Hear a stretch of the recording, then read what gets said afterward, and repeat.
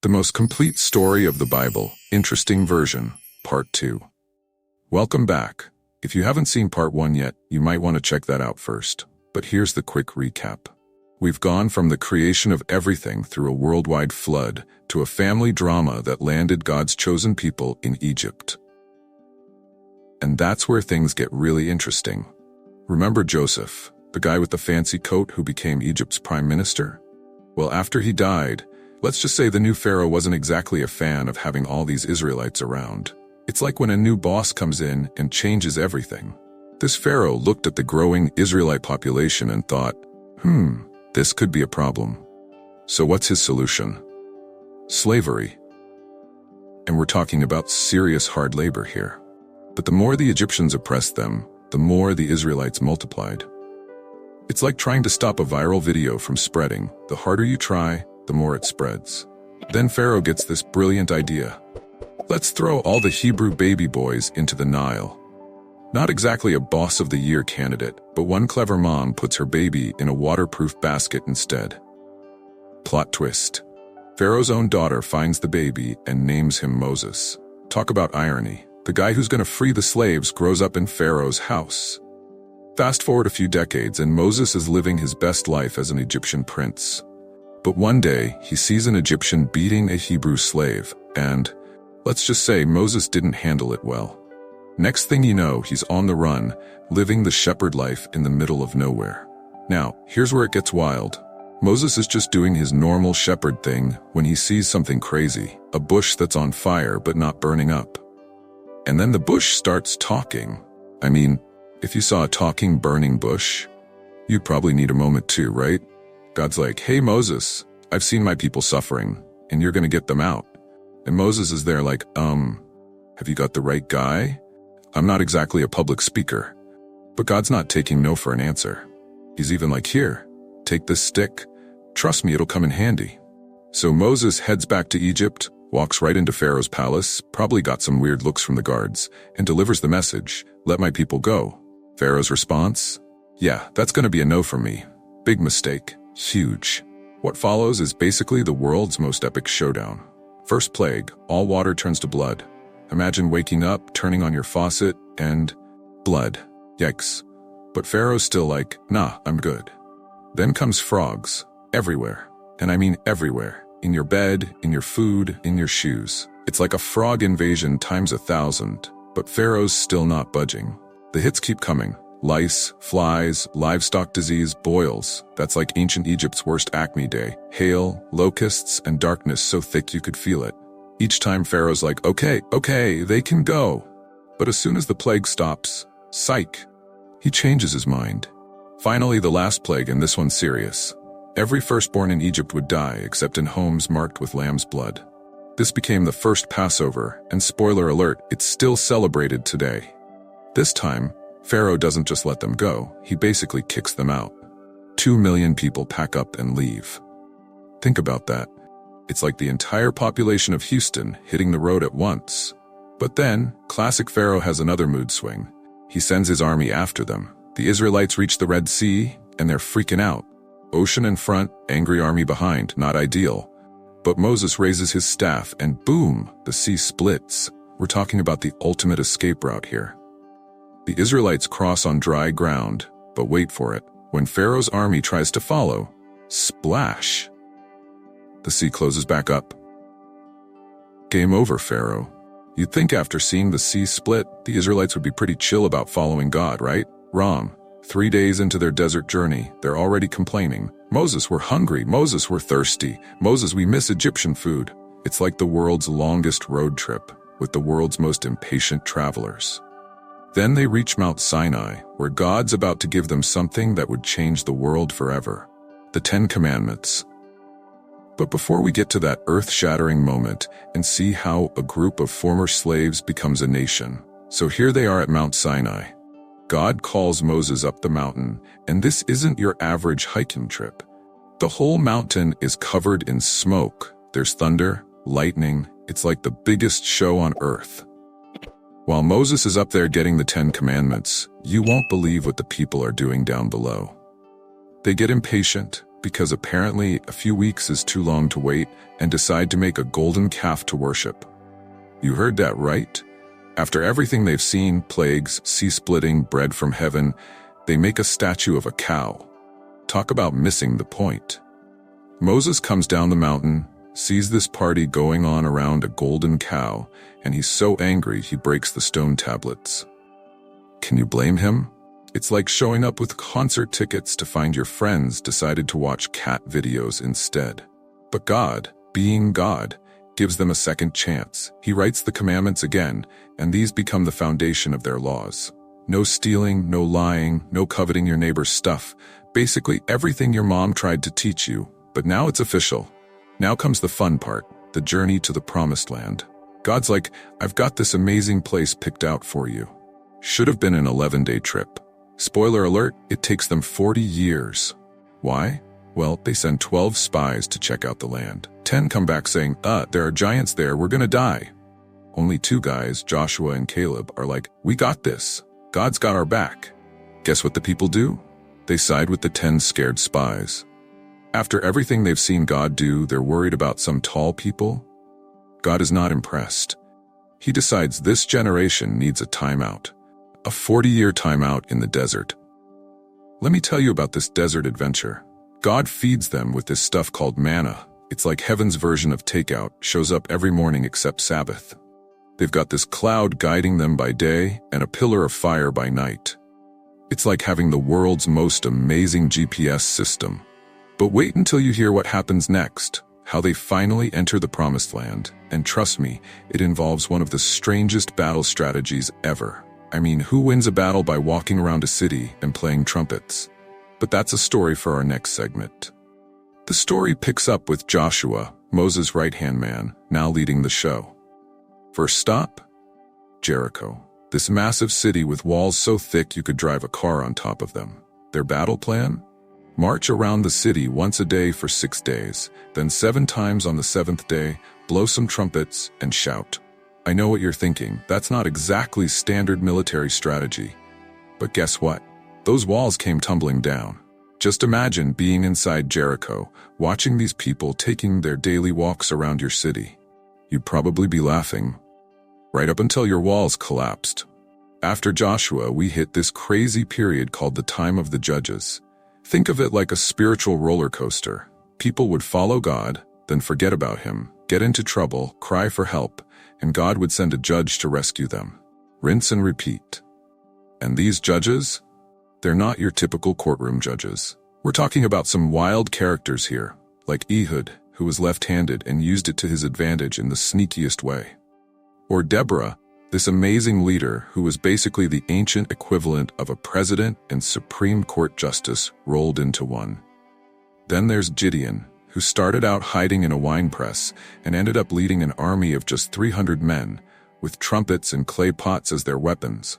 Talk about unconventional warfare. But my personal favorite is Samson. This guy was like a one-man army with a permanent bad hair day. His mom got a visit from an angel before he was born, telling her never to cut his hair. He grows up to be incredibly strong. We're talking carrying city gates up a mountain strong. His weakness? He just couldn't keep a secret. He tells his girlfriend Delilah about his hair being the source of his strength, and, well, let's just say that midnight haircut didn't work out so well for him. But here's the thing. The people get tired of this judge system. They look around at other nations with their kings and fancy palaces, and they're like, hey, we want that too. God warns them that this is a terrible idea. Kind of like when your parents tell you that staying up all night watching videos is a bad idea, but you do it anyway. So God gives them what they want. Their first king, Saul. Tall, handsome, looks great on a poster. But turns out, looking like a king and being a good king are two very different things. And this is where our story really gets interesting. Because waiting in the wings is a shepherd boy named David. And let me tell you, this kid is about to change everything. How does a shepherd boy become Israel's greatest king? Well, it starts with a giant named Goliath. Want to know what happens next? Stay tuned, because the story of David isn't just about fighting giants. It's about friendship, betrayal, dancing in the streets, hiding in caves, and eventually becoming the king who would set the standard for all kings to come. So let's talk about David. Picture this. You're the smallest of 8 brothers, stuck watching sheep while your older brothers are off doing cool soldier stuff. Then one day, your dad sends you to bring them lunch at the battlefield. You show up, and there's this huge guy, Goliath, trash-talking your whole army. Now, Goliath isn't just big. We're talking 9 feet tall. He's been coming out for 40 days straight, making fun of the Israelite army, and nobody's brave enough to fight him. Everyone's scared, including King Saul, who's supposedly the tallest guy in Israel. But David, he's like, you guys know this guy is insulting God's army, right? While everyone else sees a giant, David sees a target. He's thinking, I've fought lions and bears to protect my sheep. This guy's no different. The soldiers probably thought he was crazy. Saul tries to give David his armor, but David can barely walk in it. Instead, he grabs 5 smooth stones and his sling. When Goliath sees him, he basically laughs and says, "What is this, a joke? You're sending a kid with a stick?" David's response is epic. He's like, you come at me with a sword and spear, but I come at you in God's name. 1 stone, 1 sling, 1 shot, boom. Goliath falls face first, and suddenly everyone's favorite shepherd boy becomes a national hero. But success comes with haters. The women start singing, Saul has killed thousands, but David has killed tens of thousands. Let me tell you, Saul was not a fan of that song. He gets super jealous and tries to kill David multiple times. David ends up living on the run, hiding in caves, pretending to be crazy at one point, and leading a bunch of other guys who were also running from Saul. Think of it as the ancient version of a road trip gone wrong. The crazy part? Even though Saul keeps trying to kill him, David refuses to hurt Saul back. Twice he has the chance to take Saul out, and both times he's like, nope, not gonna touch God's chosen king. That's some next-level self-control right there. Finally, Saul dies in battle, and David becomes king. He makes Jerusalem his capital city, brings back the Ark of the Covenant with this huge celebration. He's literally dancing through the streets. Under David, Israel becomes a superpower. But even the greatest king messes up. One spring, when kings usually went to war, David stays home. Bad decision. He sees this beautiful woman, Bathsheba, taking a bath. Instead of looking away, he keeps watching. One thing leads to another, and suddenly David's trying to cover up an affair and a murder. But God sends Nathan the prophet, who tells David this story about a rich man stealing a poor man's only lamb. David gets all angry about it until Nathan drops the plot twist. You are that man. Talk about an awkward moment. The amazing thing, David immediately admits he messed up.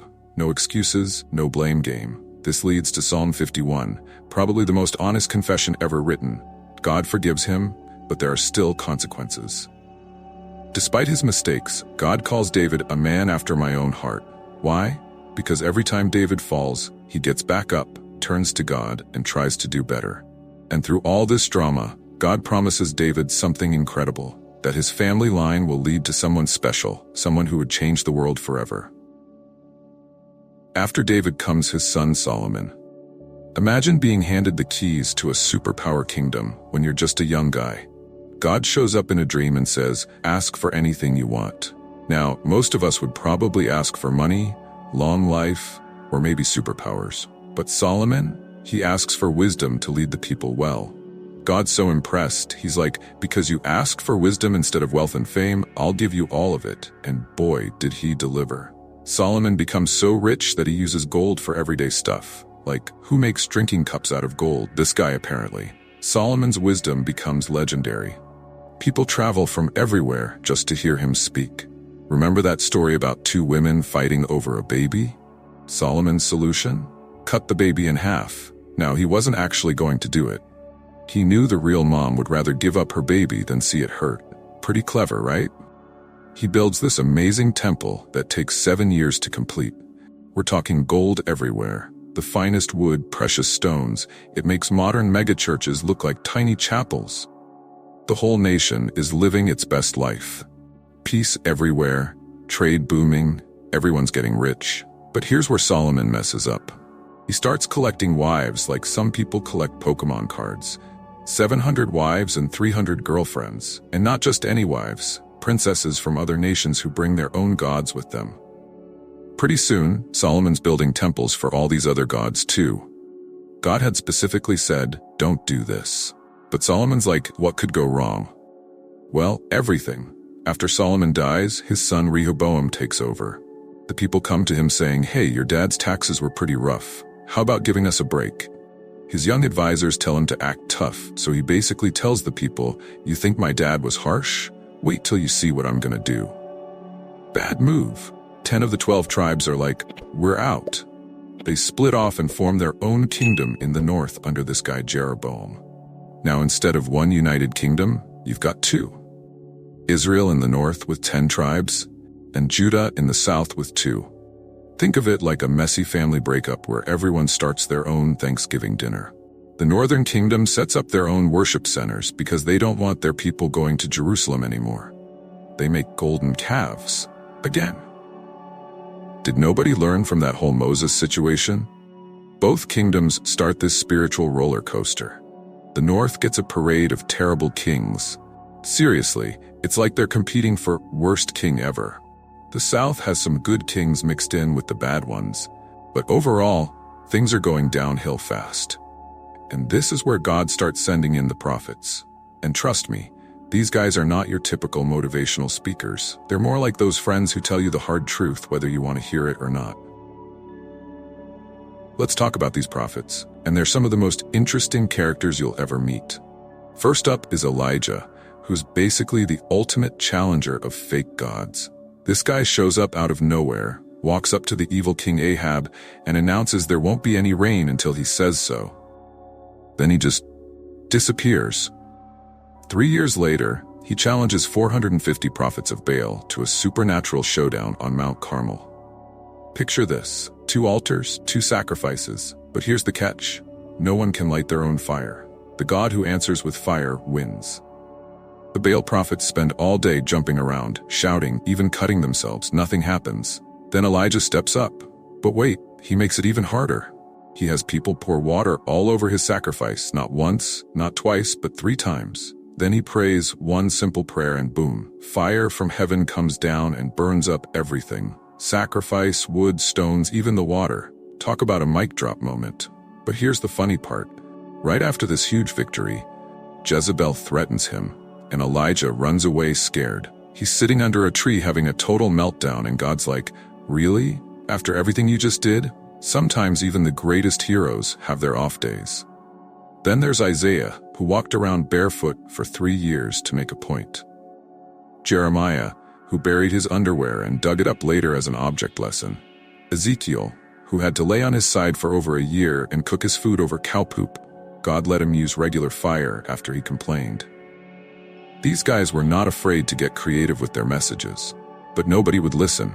The northern kingdom, Israel, gets taken over by Assyria. They're basically the ancient world's bullies. The people get scattered everywhere, and that's the end of the 10 tribes. The southern kingdom, Judah, watches this happen and still doesn't learn. Finally, Babylon shows up. Imagine the empire from Star Wars, but with cooler outfits. They take over Jerusalem, destroy Solomon's beautiful temple, and drag everyone off to Babylon. Game over, right? But in Babylon, some amazing things happen. There's Daniel, who gets thrown into a lion's den for praying. Spoiler, the lions don't eat him. His 3 friends, Shadrach, Meshach, and Abednego, get thrown into a super hot furnace but come out without even smelling like smoke. It's like the ultimate "you can't break me" story. After 70 years, the Persian Empire defeats Babylon, and their king Cyrus tells the Jews they can go home. Some do, led by guys like Ezra and Nehemiah. They rebuild Jerusalem's walls in 52 days while holding tools in one hand and weapons in the other. Talk about multitasking. Then, silence. 400 years of it. No prophets, no big miracles, just waiting. But something big is coming. All those prophecies about a special king from David's family, they're about to come true in the most unexpected way. 400 years of silence. But in a small town called Nazareth, a young woman named Mary is about to get some news that will change everything. A baby is coming, and he's not just any baby. This child will fulfill prophecies written hundreds of years before, turn the world upside down, and start a movement that's still changing lives today. Want to know what happens next? Join us for part 3, where we'll see how a baby born in a stable becomes the most influential person in human history. We'll witness miracles, betrayal, death, resurrection, and the birth of a movement that spreads across the world. Trust me, you won't want to miss this.